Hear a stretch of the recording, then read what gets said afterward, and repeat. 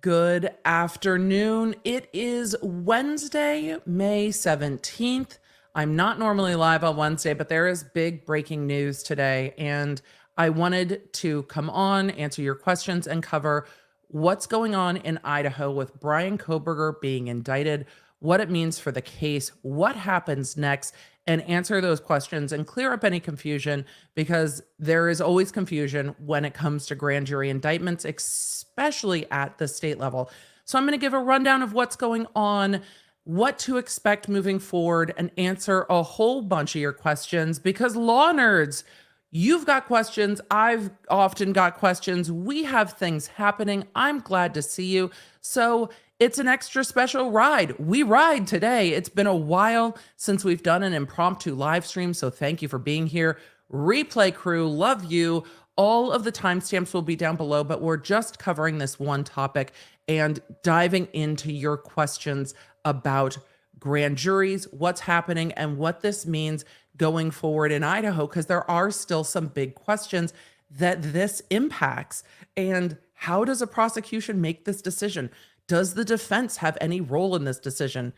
No. And what's going on from there? Plus, for all of you that were like, what are we going to do while we wait for the final episode of Vanderpump Rules? This is what we're going to do. I also have a new podcast out live today covering Alec Murdaugh and all of what's going on with him. He dropped a staggering new motion yesterday evening. I actually recorded an addendum to the Emily Show podcast to catch up with that, and I will be covering it live on Thursday. So if you are watching this after the fact, Thursday's live, I will be covering all of the new in the Murdaugh case. Today was supposed to be a down day, but here we are, because sometimes things move quickly. Law nerds, let me know where you're coming in from, what you're drinking. I have all of the water. I've already finished my coffee today. So we've moved on to, look, water in the fun sparkly, fizzy water with ice, and then backup water just in case, because we take hydration seriously here. All right, let's roll. It's time to roll the intro. Let's get going. We got a lot to talk about today, don't we? Yeah, we do. Yeah, we sure do. Hey there, I'm Emily D. Baker, the internet's go-to legal analyst, breaking down the legal side of the pop culture and entertainment stories we can't stop talking about. I'm a big fan of the cursey words. I've been a licensed attorney for over 17 years, but this is not legal advice. This is where the law nerds unite to talk about facts, not... Let's get into it. So I'm going to be monitoring the court website to see if they release this indictment at all. Let's talk about what happened.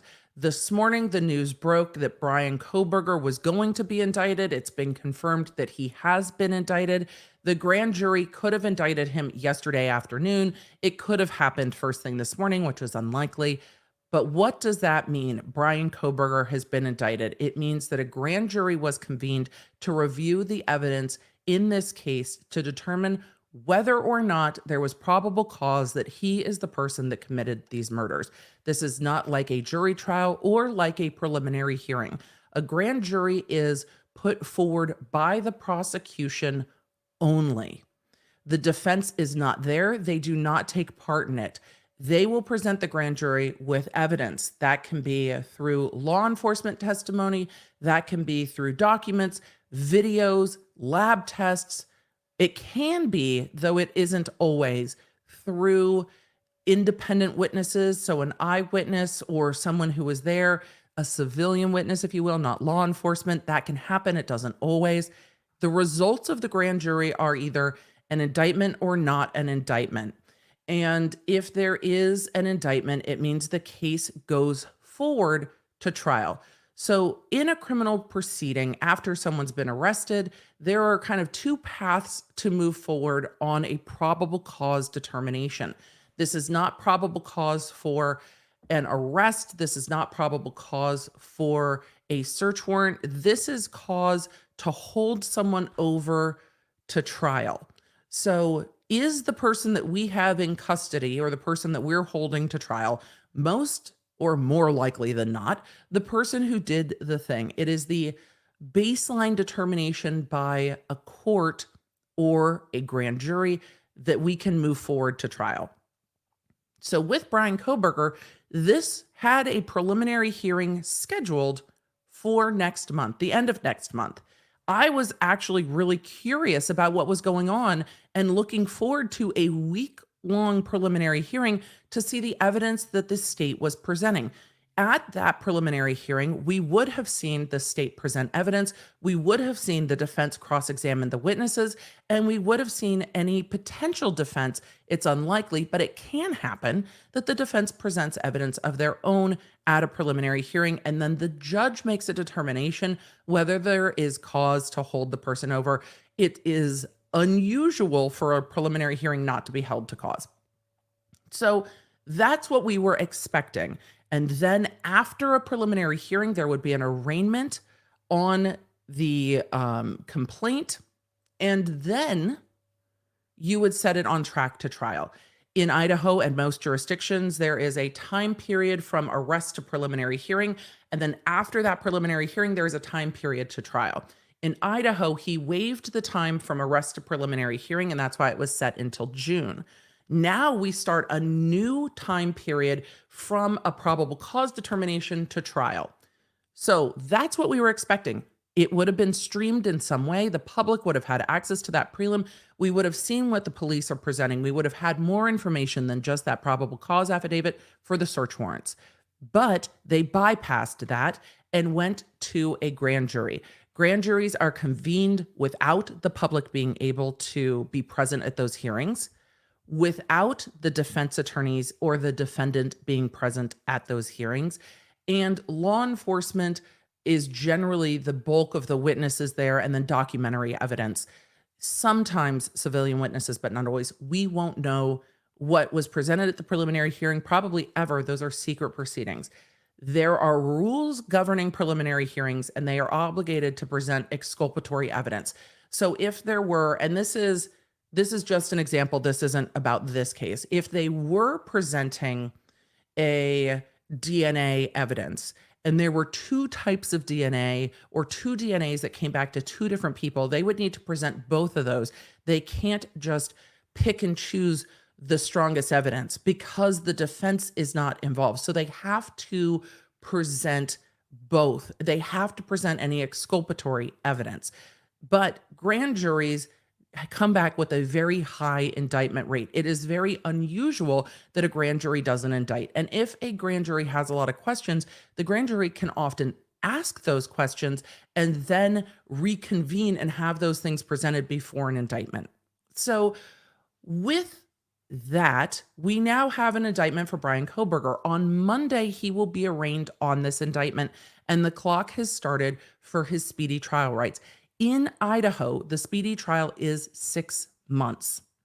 So from now, there is 6 months for the prosecution to bring him to trial unless his defense waives time for a speedy trial.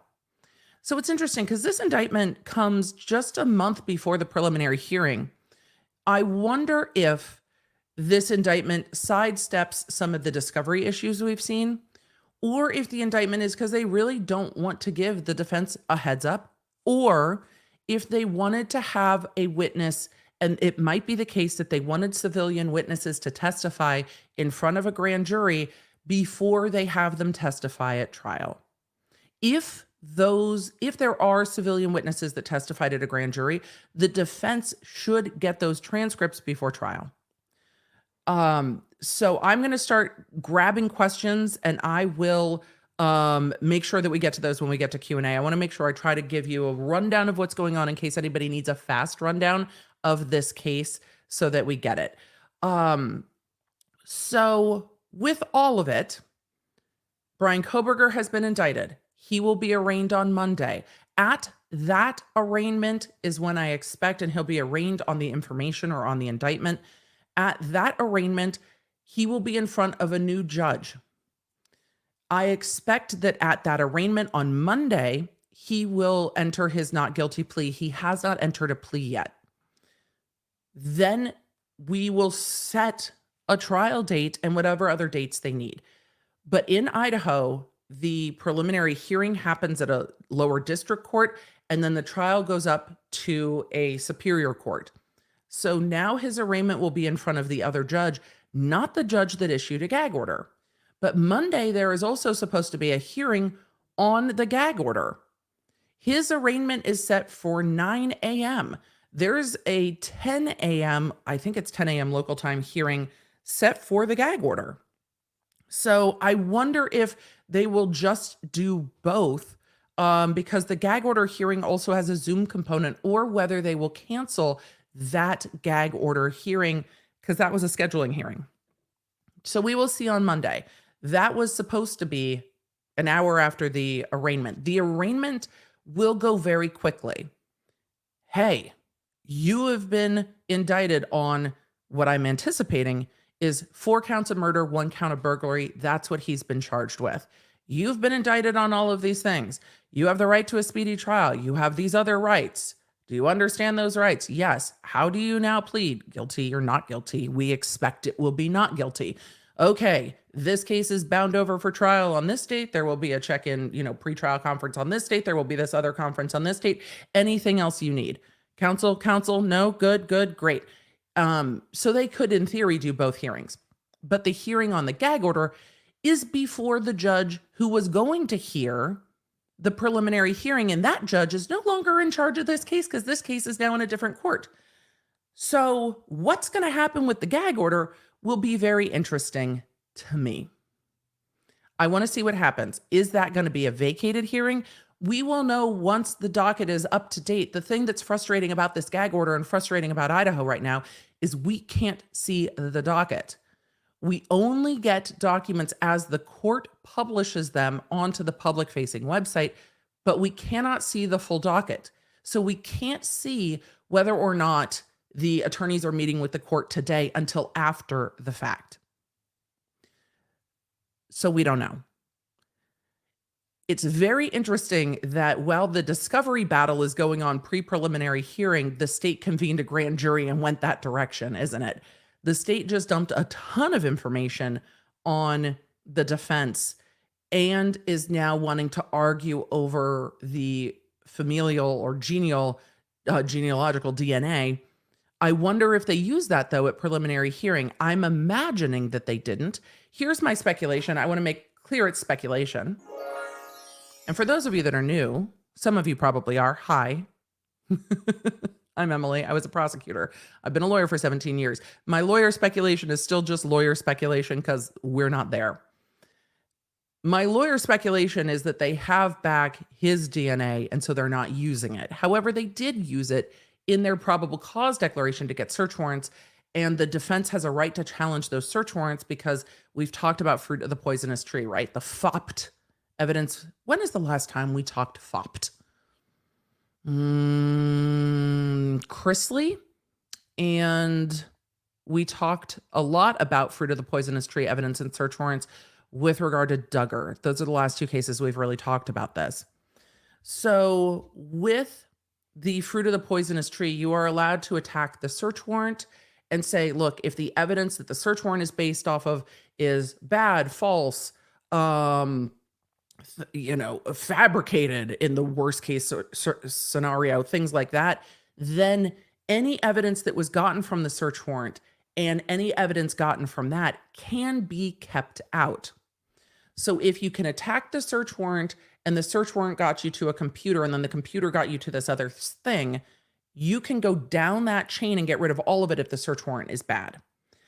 So the defense has the right to see all the evidence that's connected to the basis for the search warrant, including the fact that they seemed to have used familial DNA tracing back to Bryan Kohberger's father from the trash in Pennsylvania to get this probable cause declaration to go search and get all the devices. So this is a normal part of the defense work, is trying to get to whether or not that search warrant is valid, and then does it kind of disqualify or throw out or yeet everything downstream, because then that all becomes fruits of the poisonous tree, right? The police can't, and you don't want to incentivize them to lie to get the thing, but it's like, oh, well, yeah, we lied to get the computer, but once we got the computer, take the computer led us to all this other evidence. You have to take it all. These are the checks and balances to stave off ideally, overreach, right? So that's why there's this fight over certain types of DNA with relation to fruit of the poisonous tree evidence. So as we get into this, I'm going to answer a bunch of questions. I'm going to keep an eye on what is being released. We will probably see the indictment be released at some point today, tomorrow, Friday, before the hearing on Monday. But when we look at the indictment, I'm just going to pull up the criminal complaint here because it's not going to be tremendously different than this. And if it is, that'll be a very big surprise. Emily, share your screen. I just started talking.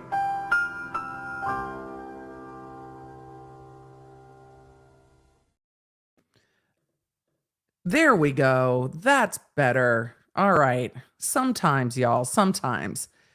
This is the criminal complaint.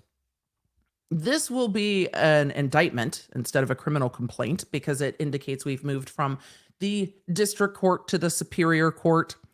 And it will likely be for burglary, murder in the first degree, 1, 2, 3, and 4.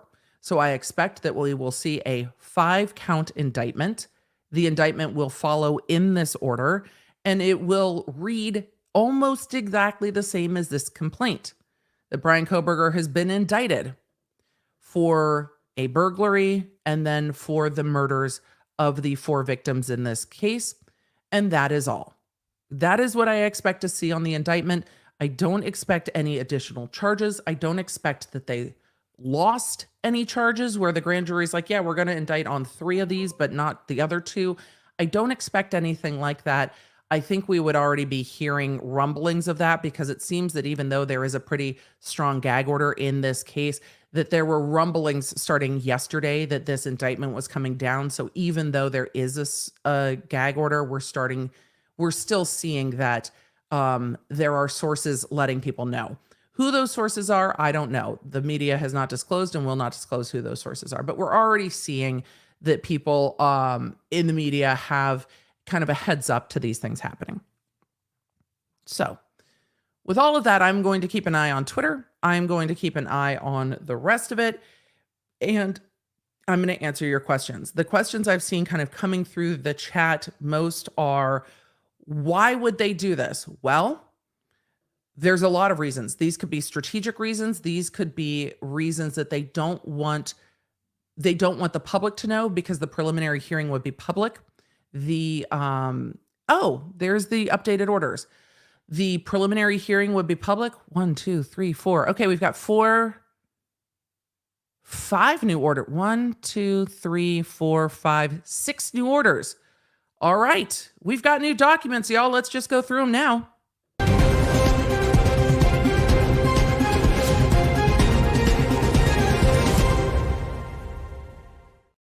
Their website is crashing. That's not helpful.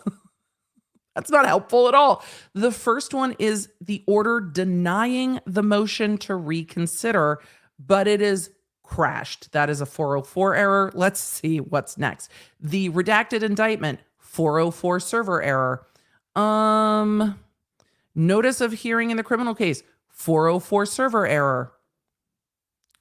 Order governing courthouse conduct, 404. Motion to seal grand jury, 404. Order to seal grand jury, 404.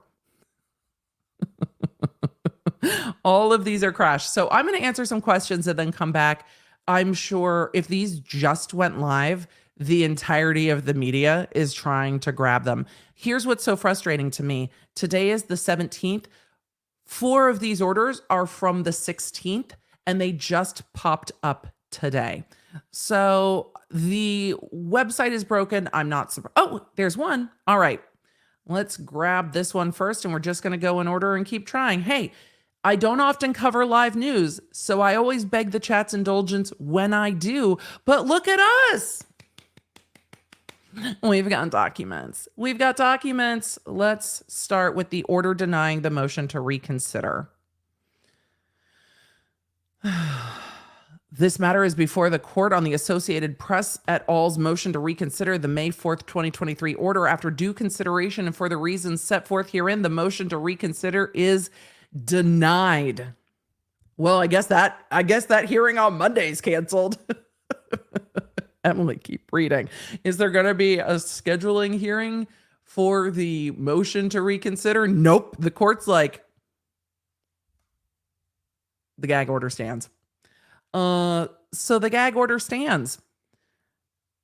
I am going to, let's see how long this order is real quick. Oh, it's only 6 pages. I'm going to go through this in a minute. I want to get to some of the other orders. I'm going to leave this up.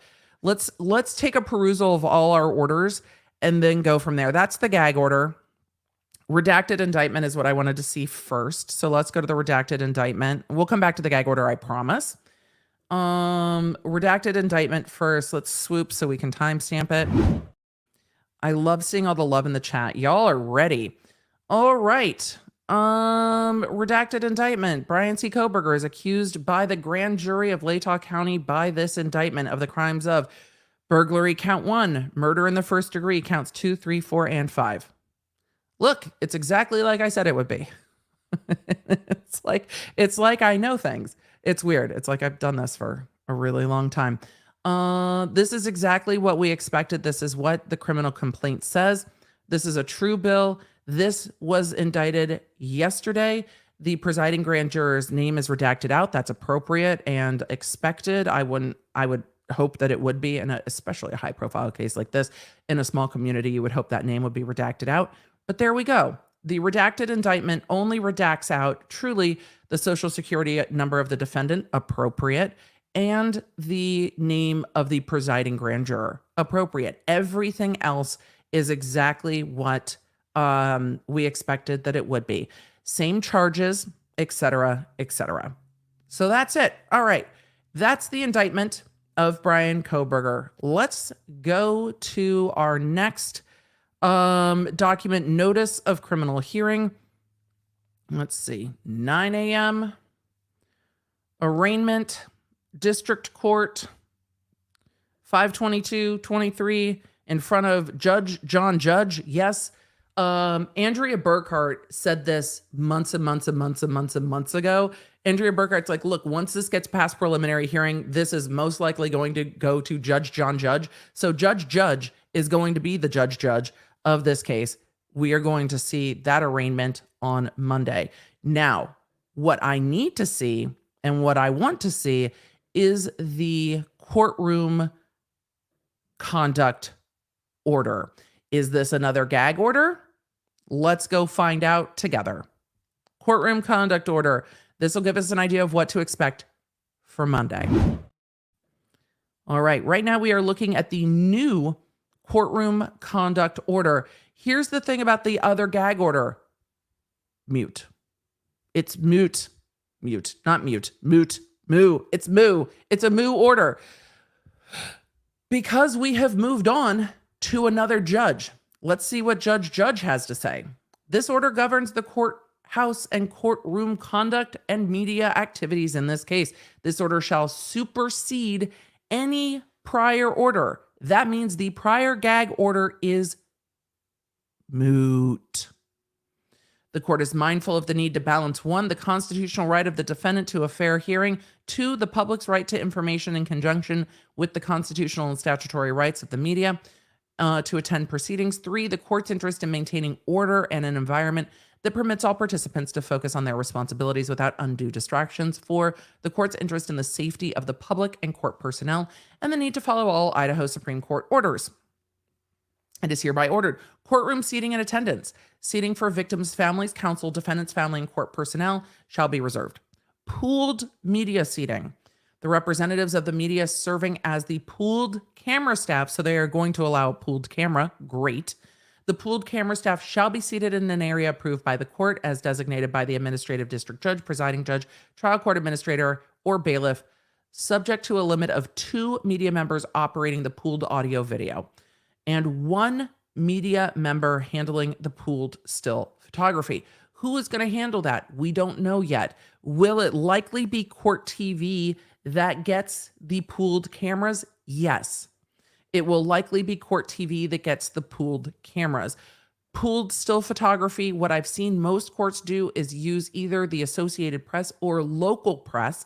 Personally, if I had to choose, not a judge, don't want to be a judge. But I like that they allow local media to do the still photography. I think that's the preferred balance, is to allow those that work in the area to do the still photography. So what does this mean? There will be pooled video and audio at this point. Will it be streamed or will it be delayed? We don't know. But it will be recorded in some way. That's what this means so far. General public and additional media seating. I needed more lip gloss for this. The public and members of the media not designated as pooled camera staff may be permitted in the courtroom as space permits on first come basis. No person may reserve seats. So whoever gets in line first will be allowed into court. Seating in front of the bar, no, unless you're the lawyer on the case. Entry and exit during court proceedings. Spectators, including members of the media and public, shall be seated before court is in session. During any portion of the hearing, no entry or re-entry to the courtroom shall be permitted while court is in session. No in and out. It's kind of like the theater. You can't get up and leave. Security screening, cell phones are permitted but must be turned off and shall not be used for recording or the transmissions of sounds or images. Violation of this rule may result in confiscation. It probably will. Other electronic devices, computers, laptops, and similar are permitted for note-taking but shall not be used to transmit. Well, there's pool cameras. There shouldn't need to be. Disruptive behavior. Fuck around and find out. Media coverage.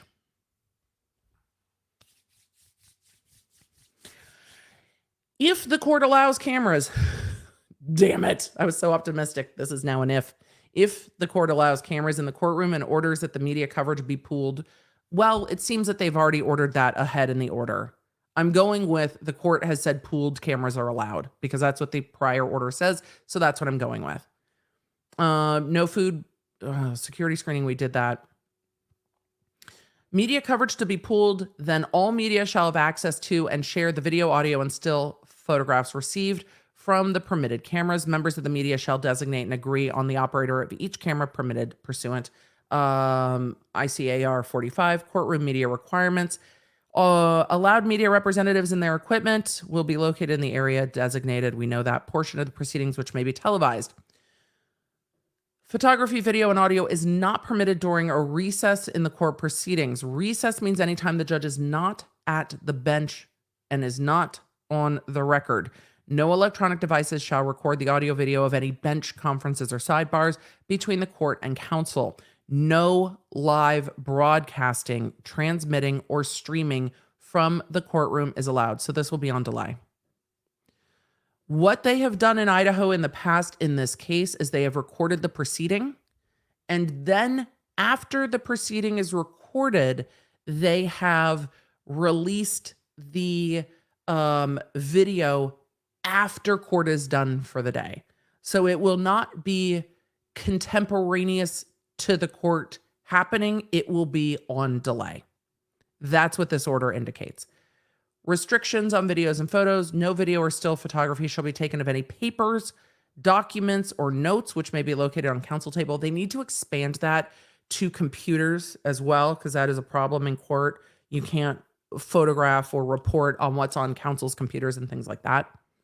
No video or still photography shall be taken of the victim's families or defendant's family without their express permission. Interviews, reporting, and vehicle parking. News conferences, interviews, or reporting is prohibited inside the courtroom or courthouse. News conferences, interviews, and reporting in the courthouse parking lot or on courthouse grounds is allowed as set forth on their access map. Any news conferences, interviews, or reporting from the courthouse grounds shall be done in a manner not to impede foot traffic. Media inquiries, security, disruptive behavior, signed by Judge John Judge, JJJ, yesterday. And then they included the media map as to where they may and may not have media. Media parking, no large trucks, media staging cameras, no media, no media, no media, reserved employee media parking and satellite trucks. So they've got their whole map of like, this is what you're allowed to do. And that is it. So it seems that for now, Idaho will still be on a delay. That's just the way it's going to be. It's going to be on a delay. There will be video. It will just be delayed. So something's better than none, I suppose. All right. Let's go to the next motion. This is a motion to seal that's going to be approved. So, motion to seal grand jury witnesses comes now the state of Idaho by and through the prosecuting attorneys. In support, the state respectfully represents to the court that it has received numerous complaints from potential or prospective witnesses or their families and associates regarding being harassed both in person and via social media. The reports of harassment have included threats as well as what appears to be intimidation. Given this and the broad publicity surrounding these proceedings, the state respectfully submits the releasing the names of the witnesses who appeared before the grand jury would invite additional harassment, intimidation, and possible threats, and undermine not only the integrity of this case, but the parties' prospective rights to a fair trial with an impartial jury. Here's the thing.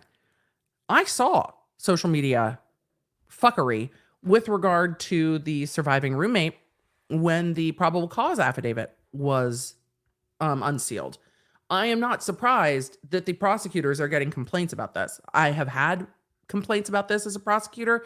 It always sucks. It's not easy to balance, but my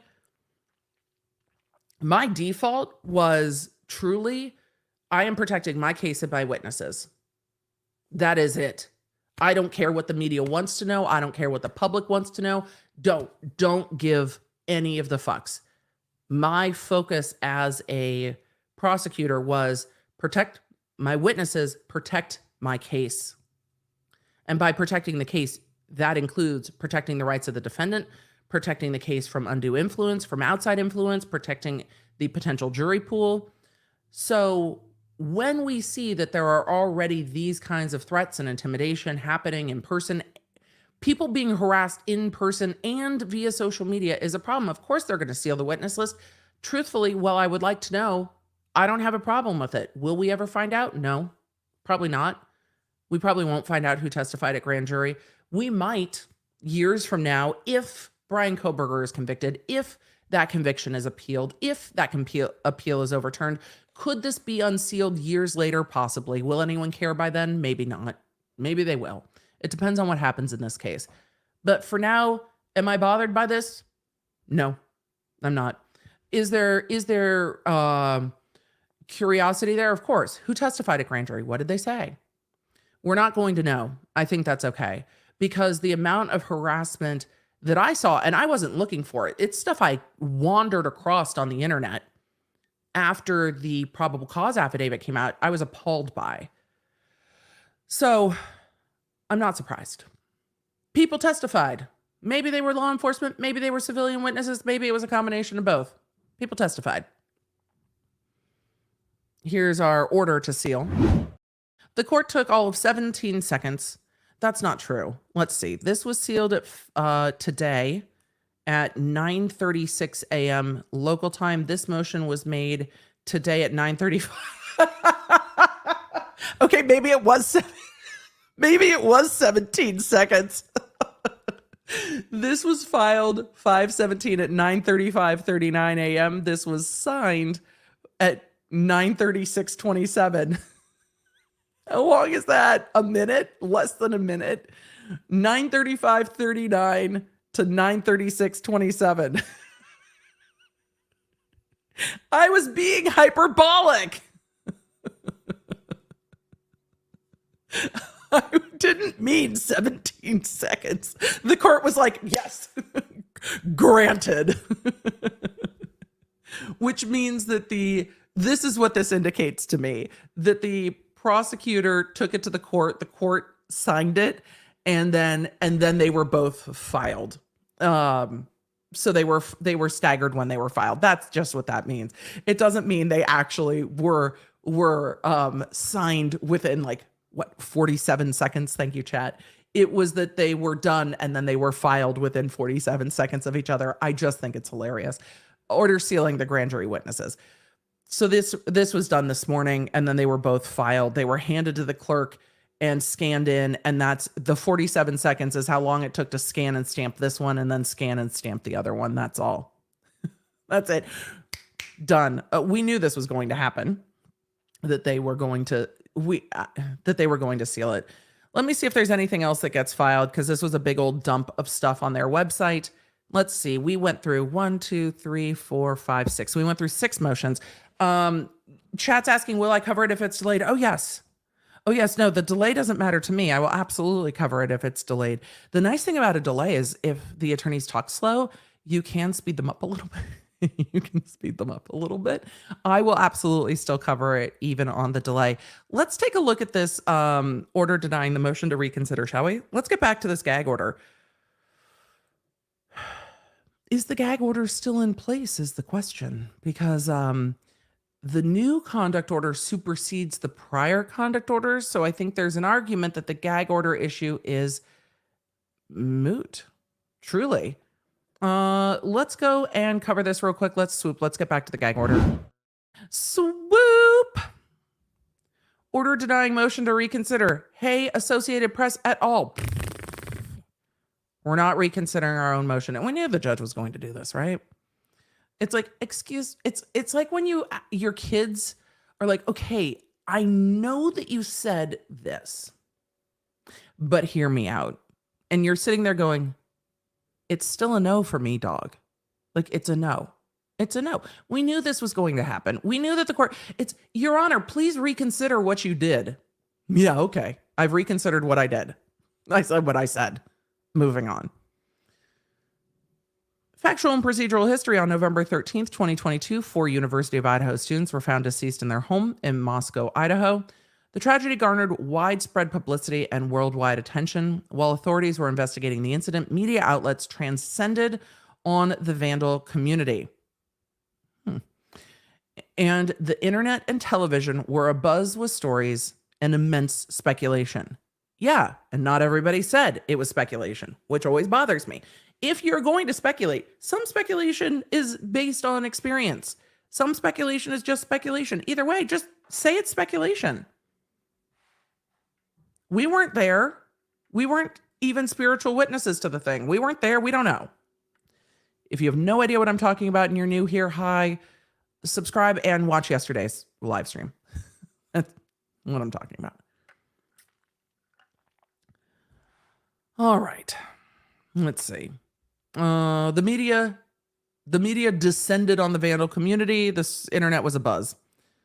The community, internet, and television were still abuzz with oh no. Let's see. Immense speculation. That's where I was. Approximately 45 days later, on December 30th, 2022, the landscape of the matter changed. Bryan Kohberger was arrested and charged with a criminal complaint with 4 counts of murder in the first degree and 1 count of burglary. The community, internet, and television were still abuzz with stories and speculation, but the spotlight shifted to a single person, the accused. Upon Mr. Kohberger's request, the fundamental constitutional rights of the accused, the state of Idaho, and the victims were invoked. Upon Mr. Kohberger's arrest, the fundamental constitutional rights of the accused, the state of Idaho, and the victims were invoked. Okay, everybody's rights. And the judicial process was set in motion. Yes, yes. On January 3rd, 2023, the parties to this criminal action, the state of Idaho and Mr. Kohberger, filed a stipulation for a non-dissemination order recognizing the court's constitutional duty and authority to safeguard these fundamental rights and ensure the effectuous? I probably pronounced that terribly. Apologies. Administration of justice. Efficacious. That's probably right, or at least closer there too. And a fair trial under the Idaho and United States Constitution. After considering the parties' stipulation and weighing the right to a fair trial for all parties involved and the right to free expression as afforded under both the United States and Idaho constitutions, the court entered a non-dissemination order on January 3rd, 2023 to curtail the dissemination of pretrial publicity in the cases necessary and authorized under law. On January 18th, an amended non-dissemination order was entered. On February 6th, a coalition of media companies, the Associated Press et al., filed a petition for a writ of mandamus, not Matt Damon, mandamus, and writ of prohibition in the Idaho Supreme Court, challenging the constitutionality of the non-dissemination order and seeking an extraordinary writ to protect the media's ability to cover the case. Both the state of Idaho and Mr. Kohberger intervened in the case and to oppose the petition and argued in support of maintaining the non-dissemination order to which they stipulated. After reviewing the record, the Idaho Supreme Court issued an opinion dismissing the petition for the writ of mandamus and prohibition on April 24th. Hold on, I need to respond yes to this. Sorry, y'all.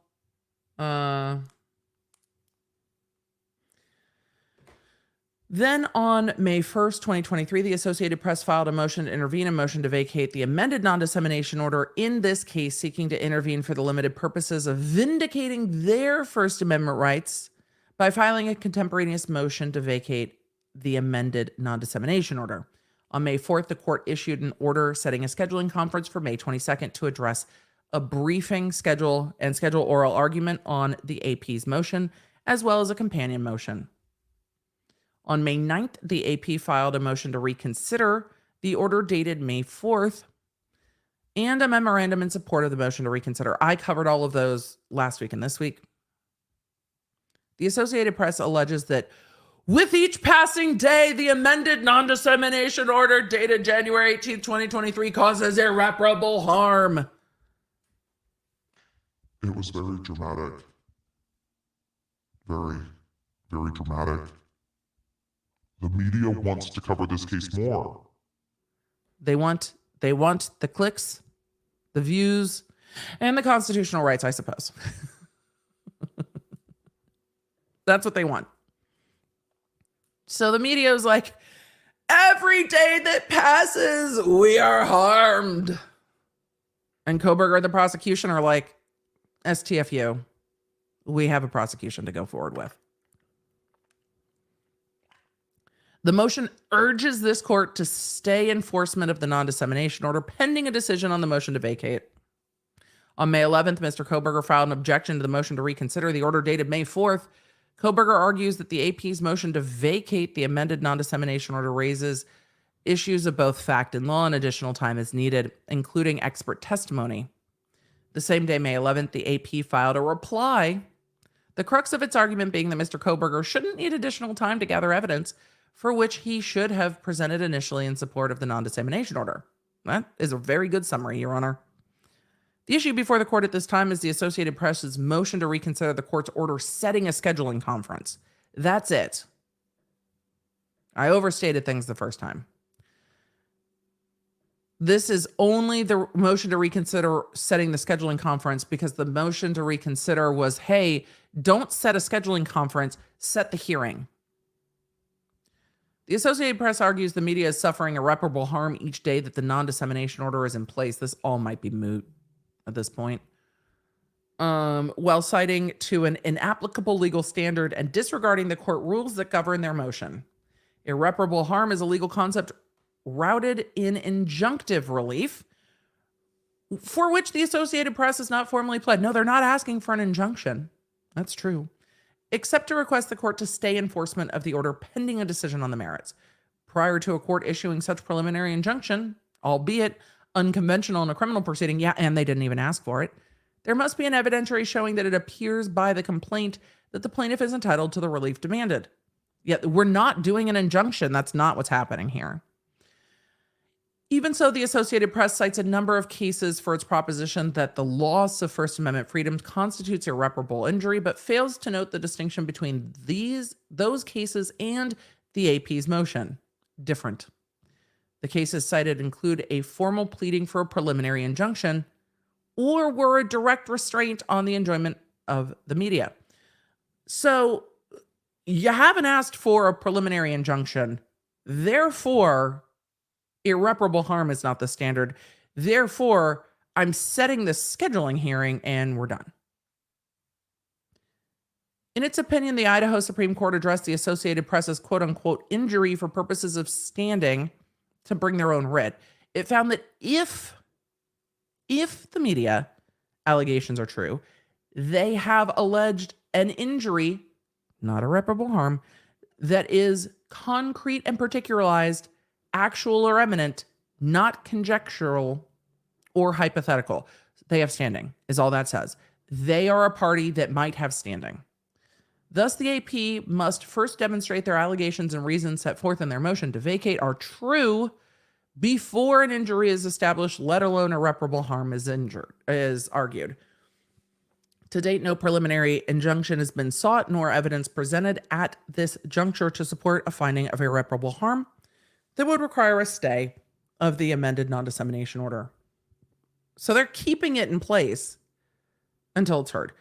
Just as the Idaho Supreme Court opined, this court recognizes the press's role in our democracy and the importance of balancing the Sixth Amendment rights of the parties in the criminal proceeding with the First Amendment rights of the press. Yet, those seeking to enforce those well-guarded rights must still bow to the jurisdictional rules and procedural channels litigants are constrained to follow. You still have to do it right. More simply, should the court allow the Associated Press to intervene as a party in this capital murder case, then it must follow the rules and procedures just as the parties to the action. Boo-boo. You still have to follow the rules even though you're the media. Just as the court carefully contemplated the parties' stipulation and the law governing non-dissemination orders prior to issuing its order, it likewise must assure the AP's motions are set in the regular course on a schedule as prescribed. It is hereby ordered that the AP's motion to reconsider the order dated May 4th is denied. The scheduling conference will remain. So there we go. The scheduling conference will remain. For now, this was signed May 16th. Well, he was indicted on the 16th. So this all may still be moot. Why do I say that? Well, the court that was in charge of the gag order is no longer the court in charge of this criminal case. This criminal case has now moved to Judge's courtroom, so it's a different court. So this court might no longer have authority. It'll be interesting to see what the court does. Since this was issued the day before the indictment, or at least earlier in the day of the indictment, I will be looking back at this later this week, and I'll update you tomorrow before we get to questions. I'll look at this later this week and update you tomorrow to see if this has been removed from the calendar as moot, whether it's still going to be scheduled and argued, whether Judge is going to issue a new gag order, and this argument all goes over to that court. So I don't know what we'll know, but here's what we know today. Let's summarize and then get to questions, because I got questions and you've got lots of questions. Here's what we know. Bryan Kohberger has been indicted by grand jury. The witness list of who testified at the grand jury has been sealed. This case will be arraigned on Monday. He will likely plead not guilty. We have not yet seen a determination about whether the state will seek the death penalty or not. It is still early for that determination to be made. They don't have to do that yet. We will not have a preliminary hearing where the public will see the evidence in this case at the end of June. We will see the arraignment, which will probably be very quick. We will see if there is a scheduling hearing on this gag order or not. We now know, well, we knew, but we now know that from yesterday, the timing for this to go to trial is 6 months from today. The defendant can waive that time to go forward. Oftentimes, murder trials do not go forward within their set statutory time period, but we also saw defendants like Alec Murdaugh say, yeah, you want to indict me? Fine. I'm not waiving time. Bring it to trial within the time period. Do it. So that is a choice of the defendant and his attorneys. Does this go to trial in 6 months or does it not? We'll see. Will that be determined at the arraignment? Not necessarily. Will the court set an initial trial date? Yes. Will that trial date be fixed in stone and the date that that jury is going to be picked? Not likely. I never had a trial go to trial on the initial trial setting, but I also worked in a much larger jurisdiction. Could it happen? Yes. Do I expect it to happen? No. Am I slightly bummed we won't see this preliminary hearing because I wanted to see the evidence? Yep. Sure am. Am I real interested to see what happens with this gag order? Also, yep. Also, yep. So we'll see. Could this trial happen before the end of the year? Virginia asked in the chat. It's possible, but it's close. I don't know if we'll see this trial in 2023. It's possible. I would say it's an outside possibility, right? I'm going to answer questions and I'm going to go see what else is going on around the interwebs, because I've been here and I have not had time to go see if there's any other news about this. Probably not. I think we covered all the documents really well, and that's good. Here, hold on. Yes. So, all right. Sorry, I needed to answer. These breaking news days are always busy days for me. For those of you that are new here, go ahead and do the YouTubey things, please. This is what I do. We cover legal stuff. We've got questions. Let's go to questions.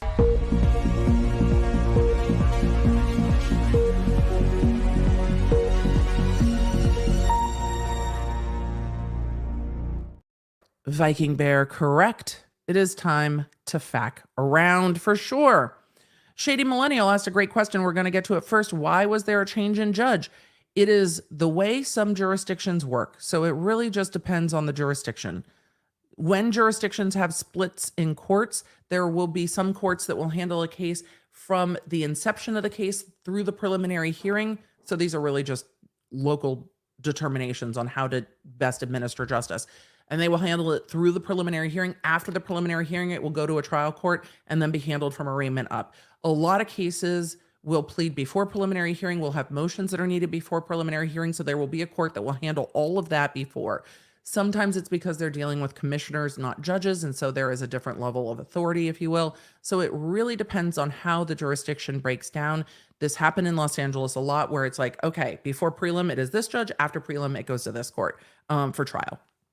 So this is not uncommon that one judge does not handle the case from the day it is arraigned before preliminary hearing on the complaint, all the way through handling the information or indictment. So that's what's happening there. So let us get to the rest of questions. Linda asked let me grab this. Did the grand jury hear witnesses' evidence in just one day and decide? Unknown. Sometimes grand juries convene one day a month. Some grand juries convene every single day until they hear it. Some grand juries last a day. Some grand juries last 3 days. Some grand juries last weeks or months. It's unknown.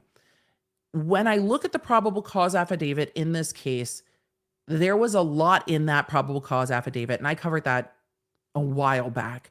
They could have just presented what's in that probable cause affidavit, and they probably could have done it in a day. Grand juries tend to come back pretty quickly. Also, they're not convicting someone, right? So they're like, this is just going to the next stage of the proceeding. The weight on a grand juror is less than the weight of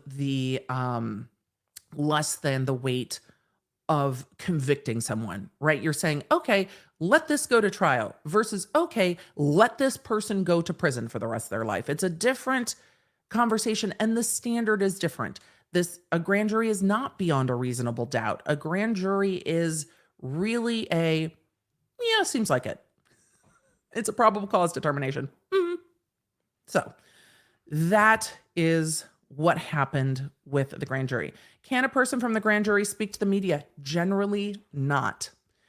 You generally have grand jurors sealed and verboten from speaking with the media or anyone else, and there is a gag order in this. So you generally will not ever see anyone from a grand jury speaking up. It is rare when it happens. Can it happen? Yes, but it is rare. Matt Bond, hello. Matt Bond says, hello, spiffy, legal, mumbo, jumbo, talkie friend. Hi, Matt Bond. It's good to see you in the chat, friend. I like the change in avatar. Very fun indeed.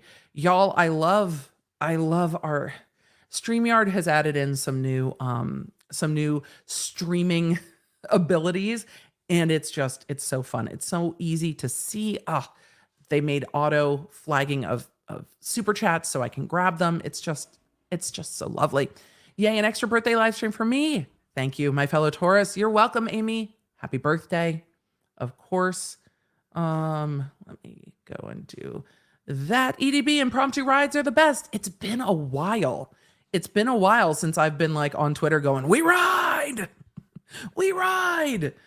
So it's been a minute. Let's see. Do they have the death penalty in Idaho? Yes. Are they seeking it in this case? It's unknown, but they can. They can seek it. How do you get on a grand jury? When you get, this can vary by jurisdiction, but when you get subpoenaed for jury duty in the United States, you can be subpoenaed for grand jury duty or for trial jury duty at both the state and federal level. It depends on jurisdiction how long grand jurors sit. Sometimes when you get selected for a grand jury, you will sit 1 day a month for 6 months. Sometimes it's a year. So it just depends on what kind of jury duty you do, and you will hear case after case after case after case as a grand juror. So, and it depends if you're federal or state, because we have a split court system. So you can be a federal grand juror or a state grand juror. So you get subpoenaed specifically for grand jury duty under the procedure of where you live for subpoenaing grand jurors. You generally serve longer than like a 1 day, one trial. El Teddy, did you ever take a case to grand jury? I prepared cases for grand jury, but no, I never took a case to a grand jury. I did thousands of preliminary hearings. I did so many preliminary hearings. I did so many preliminary hearings. So many preliminary hearings.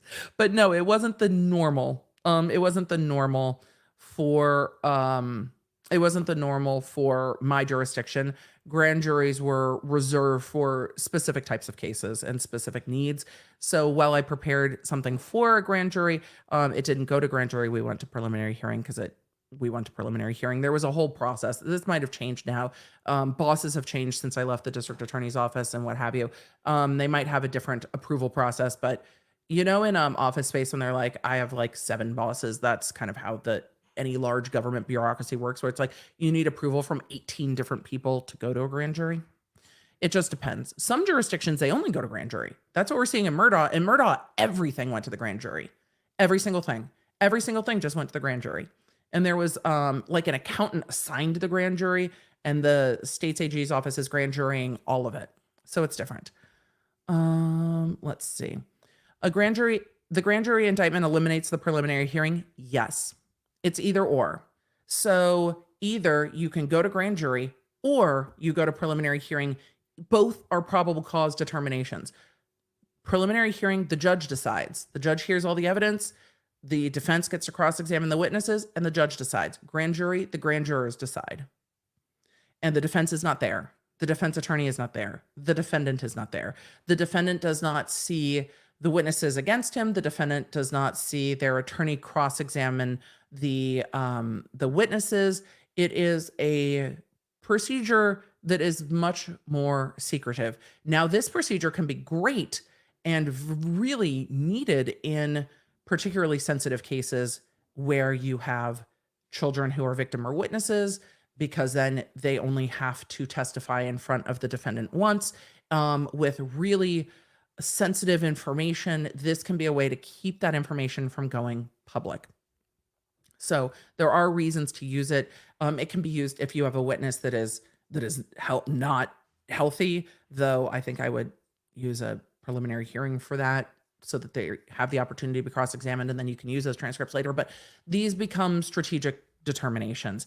Either way, the public does not see what happens at the grand jury. They do see what happens at a preliminary hearing. Question, who is the grand jury made of?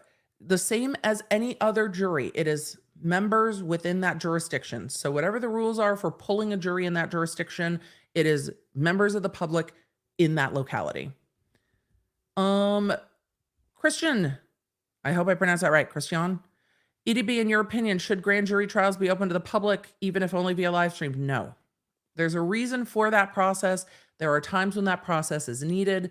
And so, no, there is a strategic reason for them. And whether or not the US as a society wants to get rid of them, that's a whole larger question. But there is a reason for it and there is a time for it. Should it be used for everything? No. Do I think there's room to put some restrictions on what can and can't be grand juried, to be like, hey, you can't just grand jury everything?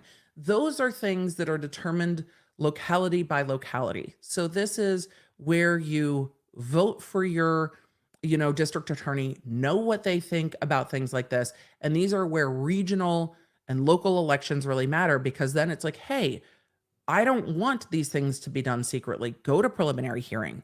That there should be limited uses for this. So Lexi asked a great question. Didn't he already waive his rights? This came in when we were talking about speedy trial. No. Bryan Kohberger waived his right to a speedy preliminary hearing.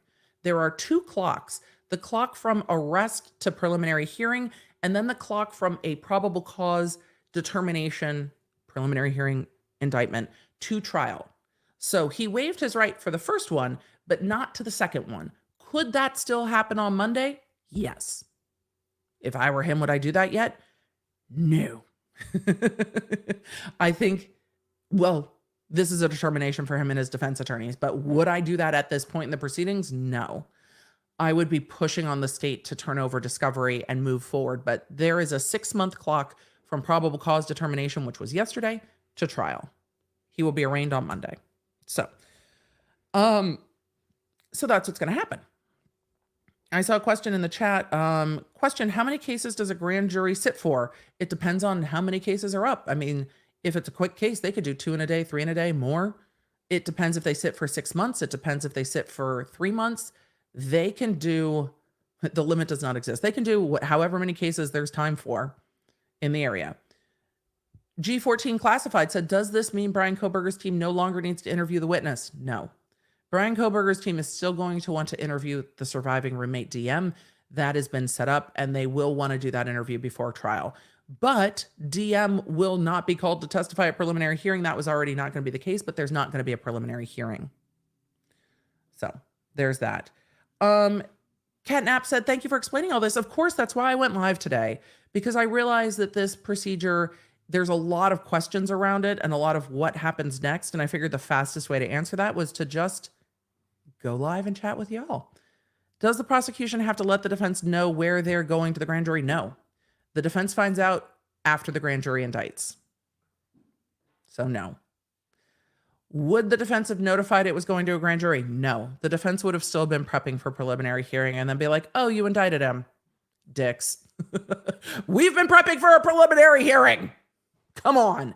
Though all the prep you do for a preliminary hearing is still going to be the prep you would need for trial.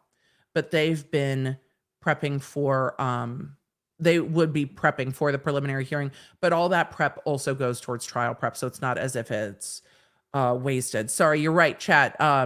Roommate DM. Sorry, not BF. I think. Or I might be confusing myself as to which one is in Nevada, but I covered it last 2 weeks ago. So let's see. Ashling in the chat asked, question, is a grand jury hold the same amount of jurors as a normal jury? It depends on jurisdiction. Grand jurors can be 12, but I don't know if it is the same in every single jurisdiction. I said DM. Okay, I meant BF. Thank you, chat, for correcting me. I appreciate that. I do misspeak. It absolutely happens. This is why I like live streaming, because I can correct it contemporaneously. Question, can the judge choose to speed this trial up even faster should they decide they don't want the fuckery in their jurisdiction? Not really. The defendant, and the prosecution both have a right to speedy trial, but the judge can't set a trial date in 3 months and be like, hey, prosecutors, 3 months, tick-tock, motherfuckers, go to trial. The prosecution has 6 months. So they can set that trial time within 6 months. So no, the court can't be like, you have a month. But if the defense is like, Hey, Your Honor, Judge, what up? We're ready for trial today. Let's do this. If the prosecution says yes, then they can set that trial whenever the court has availability. But the prosecution gets 6 months, and they are generally going to take their time to go to trial. The faster a prosecution has to go to trial, the harder it is for the prosecutors. They have to prove beyond a reasonable doubt. A speedy trial benefits a defendant. It's why it's one of their rights. You can't just say, oh, you've arrested someone and now you have 3 years to bring them in trial while they sit in custody with no ability to do anything except wait for you to bring them to trial. These are the balances. But the prosecution needs to be ready to go. The faster you have to go to trial, the more difficult it is for the prosecution, if that makes sense. Question, does the defense get a transcript of everything that went on in a grand jury? They should. Yes. I don't know if there's exceptions to that. I can't think of any off the top of my head. They should see everything that happened after the fact, because those if those witnesses testify at trial and testify differently than they did at the grand jury, then they're going to be impeached with that. Does the defense have to agree, be notified prior to the grand jury? No and no. The defense does not get to agree. The defense is not part of it at all. This is a prosecution power. This is a prosecution determination. Question, is the indictment sealed? Not anymore. Oftentimes indictments will be sealed until an arrest warrant is issued, and then the indictment gets unsealed the same time as the arrest warrant. That's not what's happened in this case, because Bryan Kohberger is already in custody. But like in the Jen Shaw case, Jen Shaw was indicted by grand jury. That grand jury indictment was sealed. After they issued an arrest warrant to go get Jen Shaw, the indictment is unsealed after that. What they don't want to have happen in the federal system, they use almost solely indictments. In the federal system, they use almost solely indictments, but they don't want somebody to get word that the indictment has happened and bounce before they have a chance to arrest them. They want to effectuate the arrest before the indictment is unsealed. They don't want to give people the heads up, but sometimes people get target letters and they know that this is coming, so it can vary. Will this impact the victim who agreed to be interviewed by the defense? Not really. That interview will still go forward at some point in time. Question, how will this indictment affect the civil suit of the professor versus the TikTok person you discussed yesterday? It won't. The criminal case will continue to proceed and the civil case will continue to proceed separate and apart from it. I mean, it's going to, at some point, if Bryan Kohberger is convicted, it will further support the fact that the university professor is not the person who did this, but it doesn't really impact it. Could they have done this so the gag order was not needed? They could have. I don't know the strategic decision that was made here and why they did it. It might be that they didn't want to subject any civilians. If they wanted to have civilian witness testimony, they didn't want that to be public. If they needed to present evidence of any of the roommates who were there, if there was evidence that could go either way that they had to present to grand jury, they might have wanted to present those live witnesses without subjecting them to the defendant, the internet, and all the rest of it. There are a lot of reasons why they might have made this strategic choice. So this is a legal strategy. Karen said, first Judge Macbeth, now Judge. What is happening? The world giveth to those who stream legal coverage. You can't make this stuff up. You can't at all. Question, if he pleaded to a reduced charge, the prosecution has not agreed to let him plead to a reduced charge. So that's not going to happen.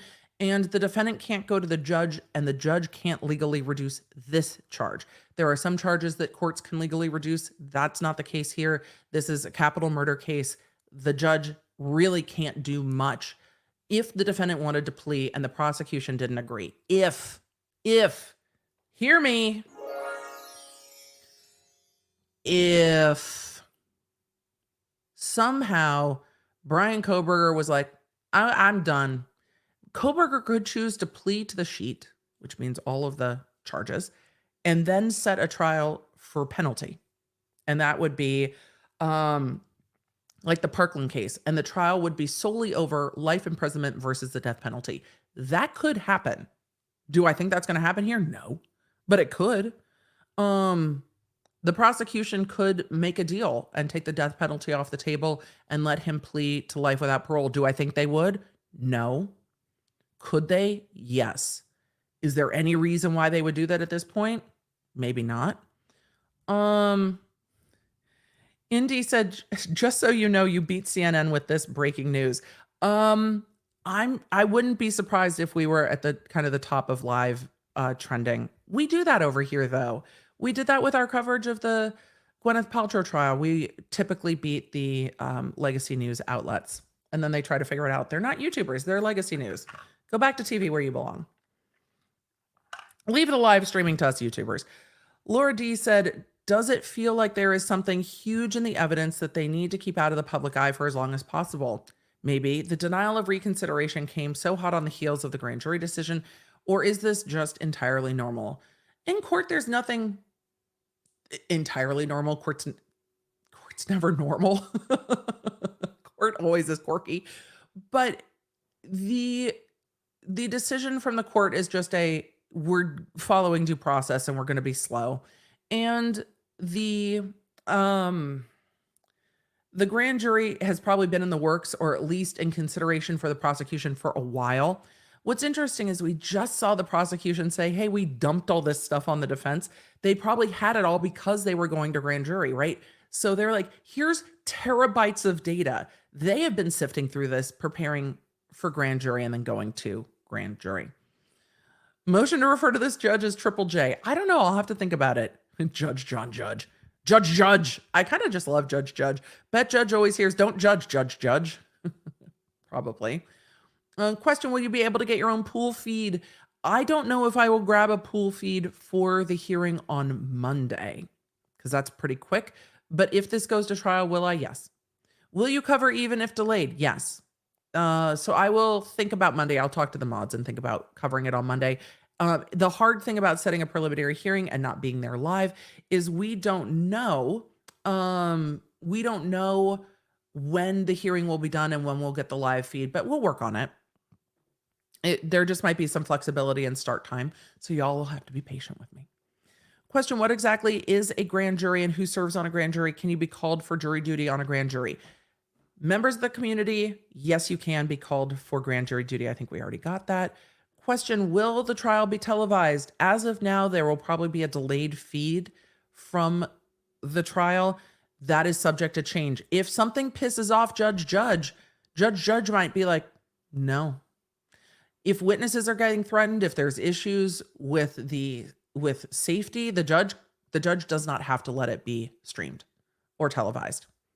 Can a juror serve in both grand jury and petite jury for the same indictment charge? No, they can't.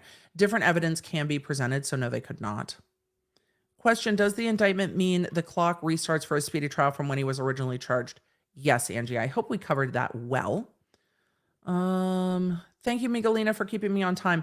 Because today is Wednesday and the podcast comes out, I do have meetings on Wednesday, so today I actually have a meeting, but I'm going to get through as many questions as I can and go from there. Does grand jury have to avoid news, etc., if on 6 months? It's not quite the same. So I don't know what they would do in a high profile grand jury case. Most of the time, grand juries don't have to deal with high profile cases. I think they would ask them to avoid news about the case, but it's not going to be the same as the jury that is deciding guilt, if that makes sense. Postpone the meeting, Ashling. I can't today. We may need a Judge mug. We'll see how much we see of Judge. We might not really get to see much of Judge for a while.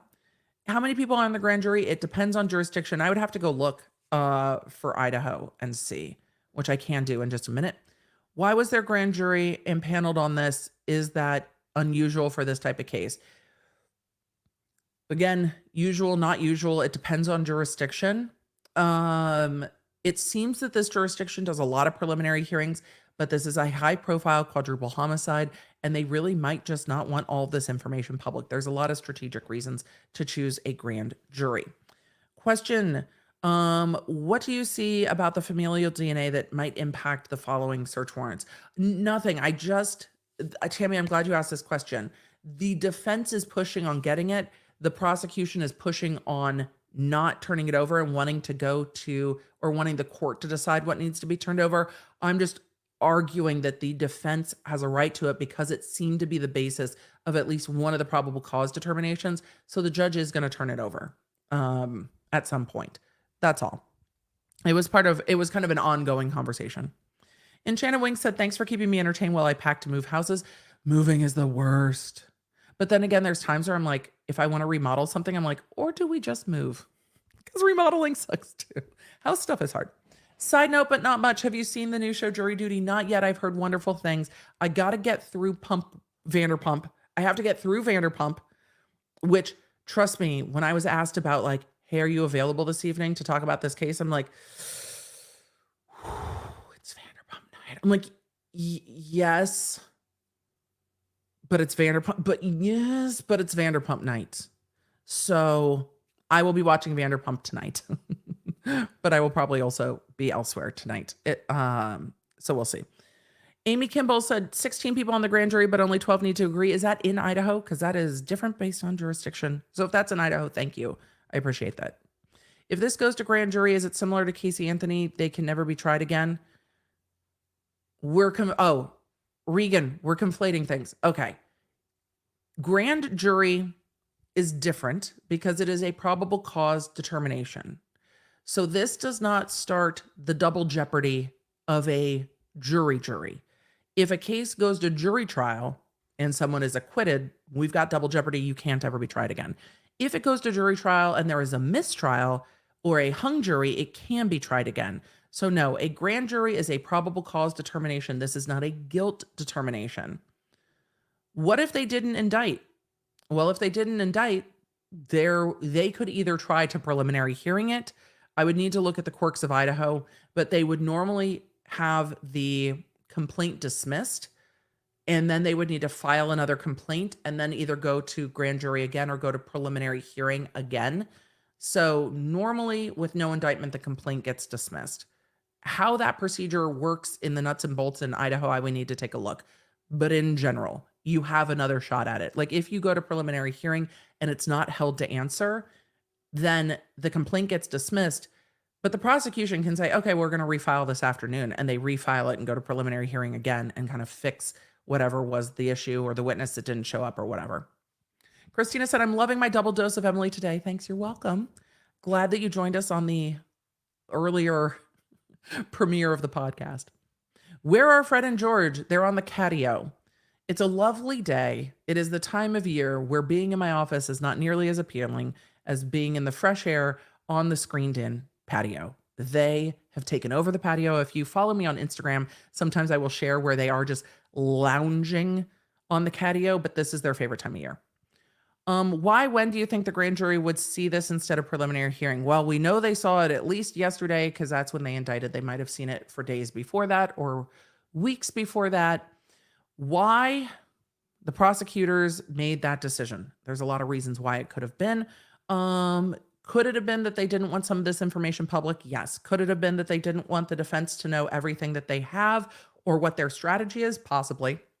And with the data dump, I mean, they have to give all of their discovery to the defense. The defense gets everything they have, but that doesn't mean that the defense knows exactly what they're asking each witness or what they're asking each law enforcement officer or what little nuggets within that whatever multiple terabyte dump of data they have that they're going to use. So it also keeps their strategy a little more secret. It might also protect civilian witnesses if they have a civilian witness testify, especially in a case like this where you have two surviving roommates who were presumably in the house when this happened. The trauma is real there. They might not want those witnesses to have to sit across a very small courtroom looking at that defendant and having that defendant look at them. They might have wanted to give them the opportunity to testify outside the presence of the defendant. That is a real possibility. I'm going to just pull up the prosecution's response on that data dump. 51 terabytes of data. So the defense has to go through 51 terabytes of data and determine what's important to them and what might be important to the prosecution. It's a fuck ton of stuff to go through. A lot of stuff. So, loved the 10 to Life collab. Thank you. I haven't even had a chance to share it yet, but that is up on YouTube now, and I will share it. It's also up on the podcast. How many judges could judge if judge could judge? The limit does not exist. The limit does not exist! I think that's puts us into some kind of a wormhole with judgeness. But I also think, y'all, let's see what we covered today. We covered, Stephanie, I answered this a few minutes ago, but I'll answer it again. Let's do a quick summation. How did the prosecution, I'm going to answer this too in a second. I'm going to grab these. I'm going to do a quick summation, and then we are going to answer a few questions, and then I'm going to have to say goodbye. Sorry. As I'm singing Oingo Boingo. All right. Let's do a quick recap for all of you that just joined. Do the YouTubey things. This is what I do here. If you appreciate it, do the YouTubey things. If you want to know when I am going live and do not want to rely on the notification system from YouTube, I understand. LawNerdAlert.com will get you there. We have things in the works to get you real-time notifications, and I am very excited about it. It is coming. But for now, LawNerdAlert.com, you'll be the first to know. Let's do a quick summation, shall we? All right. What has happened today? Bryan Kohberger has been indicted by grand jury. That means that there will be no preliminary hearing. The public will not see the evidence that the prosecution is using to establish probable cause. This grand jury indictment means the case is now moving towards trial. In Idaho, there is a 6-month time limit to go to trial unless the defendant waives his speedy trial rights and determines that there can be more time. On Monday, May 22nd, the defendant will be in court to be arraigned on this indictment. He will be told the charges against him and have the opportunity to enter a plea. That will generally be a not guilty plea. Have wild things happened? Is it an outside possibility that he could be like, plead guilty? Yeah, but not really. So it is most likely that on Monday, Bryan Kohberger will plead not guilty for the first time. A plea has not been entered in this case yet. There is also still the outstanding matter of the gag order, but the gag order is presided over by the preliminary hearing judge. That judge no longer has this case. This case has now moved to a different court. It has moved up in the court system to a different judge. So whether or not that hearing will be taken off calendar and determined to be moot, we will see. Will the new judge enter a gag order? We will see. But what we have seen is that there is already a courtroom conduct order, and the courtroom conduct order indicates that this will not be live streamed contemporaneously, but that video will be allowed. So what I expect to happen is for the hearing on Monday and any future public court hearings, that they will be recorded and then they will be released after the hearing has concluded. They will not be done in real time. And that's consistent with what we've previously seen in Idaho. The names of those that testified before the grand jury have been sealed. I think that's appropriate. I'm not really worried about that. But the big outstanding questions are, will the defendant waive time for trial? Will this go to trial in the next 6 months? Will the prosecution even entertain a plea? Is the prosecution seeking the death penalty? And what is going to happen with the gag order? So let me answer our last few questions, and then I have got to go, and I will see you live tomorrow. If you are new here, check out The Emily Show. That's my podcast. You can check out my Quick Bits channel where I do summaries. Oh, trying to get this week's Quick Bits under 10 minutes is going to be some work, isn't it? And let's do our last few questions as I say goodbye. What happens if he pleads guilty? Well, it depends. If he just goes to the judge and is like, I plead guilty, then the judge can either set it over and sentence him or set a trial for sentencing to determine whether this will be a death penalty case or whether it will be life without the possibility of parole. Do I think that would be a wild result? Yes. Would that be a very unanticipated result? Yes. Is it more likely that the defendant fights this through trial? Yes, that is the more likely result. James, how did the prosecution generate 51 terabytes of data? Well, the prosecution shouldn't be generating any evidence, not to be picky. This is evidence that they have collected and gathered through the investigative process. Well, not the prosecution, the law enforcement officers.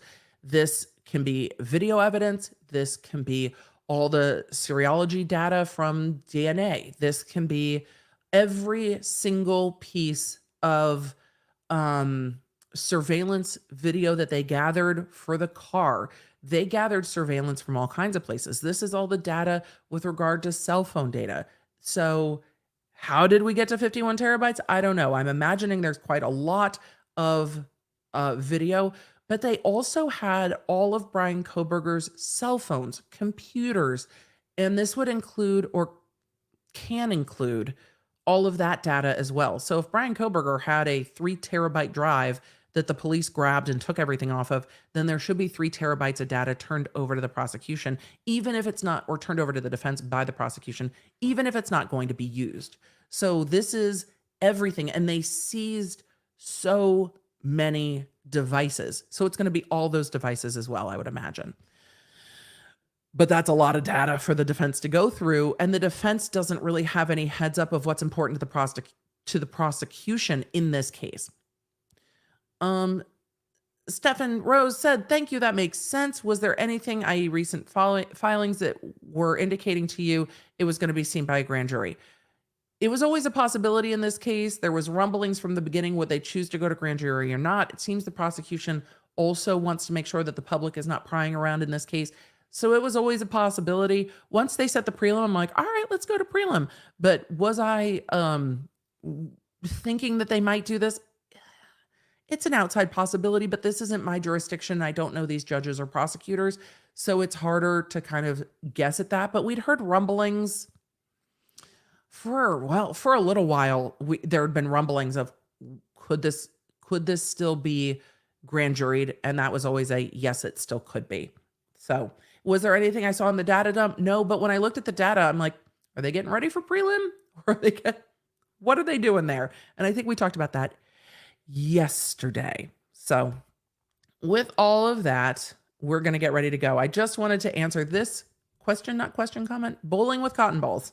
That would be a challenge, wouldn't it? Plot twist on the BK bingo card. Genetic DNA didn't match BK. If that were the case, then it would have had to have been presented to the grand jury. And that would be a huge issue for the search warrant. And there would be motions, and we will see motions on that if that is the case. But we see the defense asking for that data, and the defense will get that data. So what will we know about this case before it goes to trial? Not much. Will we find out more on Monday? Yes. If anything else happens today, I will update you on social media, in your member spaces, and on tomorrow's live stream that is mostly going to be covering Alec Murdaugh. But of course, we will touch back on this. April said there's a Theranos update. There is a Theranos update from yesterday. Yesterday, the Ninth Circuit said, hey, Elizabeth Holmes, go to jail. So I don't know if they set a date today, but I have that set to talk about in quick bits tomorrow. Will Elizabeth Holmes actually make it into federal prison? I don't even know at this point. This woman has had 9 lives trying to stay out of federal custody. We'll see, but that's going to be in tomorrow's quick bits. That's already on my schedule. I am so ready for tomorrow's live stream. I was ready to have some downtime today to play Zelda before VPR, but no, I need to go shower and freshen up my hair because I think I'm going to be on court TV tonight. So I'll keep you posted about all of that when I know a time, and then I will let you know what I think of Vanderpump on social media and tomorrow. Law Nerds, I will see you tomorrow at 11 a.m. Thank you for the extra ride today. I appreciate you. Cheers. Thank you for being here. Do the YouTube-y things. Thank you, moderators, for the extra ride today. It was good to see all your lovely handles in the chat. And I will see you tomorrow. You can find all the Law Nerd goodies at lawnerdshop.com.